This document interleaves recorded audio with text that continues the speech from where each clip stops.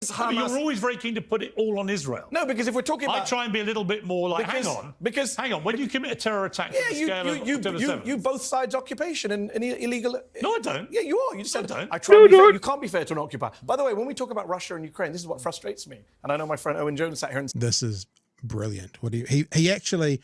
He makes Morgan look like a fool. Last time we talked about Piers Morgan, we said he's no longer a journalist.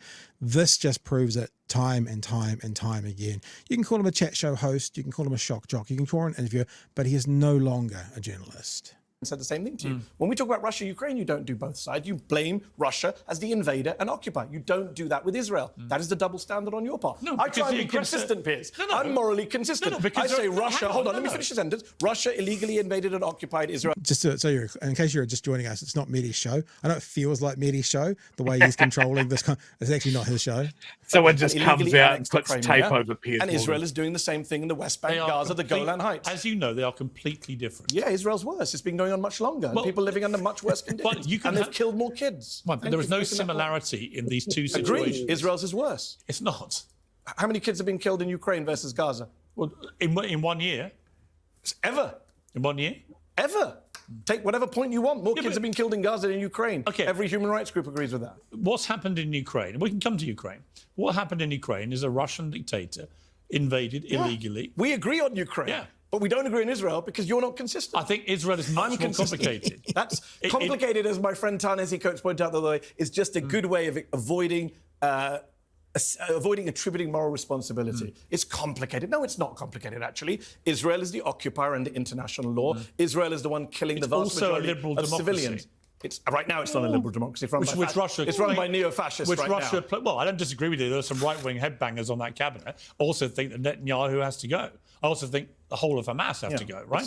Under no scenario is it liberal democracy right now. Palestinians do not have the same rights. But let me come. There you go. So there's number one. Honestly, Chewy, this is just goes and goes and goes and goes. We'll go straight to the other clip because this is actually where he once again has his hypocrisy around Israel pointed out. This is Piers Morgan, by the way. I'm saying that the way of the gun, the military solution to everything, is a failure, whether you think it's moral or immoral. How should Israel respond? I've told you, end the occupation. You don't want to talk about the occupation, Piers. You don't want to talk about the 500 dead. I'm telling you that's the root cause. Israel wants to do everything except what every smart person is telling them to do. Even members of their own security establishment are telling them to do. End the occupation. And then see what happens. You say nobody's waking up in the morning saying we want to kill Israel for no reason. You say, Mehdi, all roads lead to the occupation. Yes. Okay? Israel would say all roads lead to Iran. Who cares what Israel says? They've lied for the last year. They've lied for 30 years. Who cares what they say? Yeah, do you care what Russia says? No. This is what I'm saying. You're inconsistent. The occupier and the invader doesn't... I don't care it's not a barbaric... If you're a liberal circle, democracy, man. they're not a liberal democracy. And second of all... Well, they are. No, they're not. They're an ethnocracy. But even if they were a liberal democracy, you don't get to invade other people's land. That's not an excuse. Piers, you sound like you're justifying an illegal military occupation here. No, I'm not. You just did. You said they're a liberal democracy. Sounds like you're justifying occupation. You're extrapolating two things together. Why? I said it's an occupation. You said, but they're a liberal democracy. Sounds like a justification. I'm just coming back to one thing. He's so good. God damn. He's so good. And needless to say, it won't evolve in anything, but I have already tried to get Mehdi on this show. We'll see. So, Chewy, look, I've got more to go, mate. I've got plenty more, but there's a space for you to chat so far. He's absolutely correct. Like I love it. Piers' whole thing seems to be getting publicly owned. And go, no, I didn't. That's not what I said. Oh no. I don't see that this is a hard thing to hold in your mind at the same point. Russia invaded Ukraine. So Russia bad. Russia do war crimes. Russia bad. Ukraine, good guy. See? Very easy.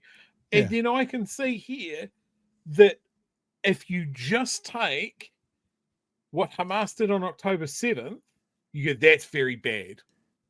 That is very bad. It's not as bad as what Israel said it was. Now, remember, Israel lied to everyone. Babies in ovens, babies being raped, headless babies. None of that happened. None of it. They haven't produced any proof. They have rebuffed every opportunity to get those hostages back because they have taken the opportunity to completely flatten Gaza. They've gone from the top all the way down the bottom, and then they've gone from the bottom all the way to the top. They keep on dropping bombs on tents. Like, it is very clear to me that Israel are the bad guys here. Yeah. Hamas, not good guys. Not good guys. I think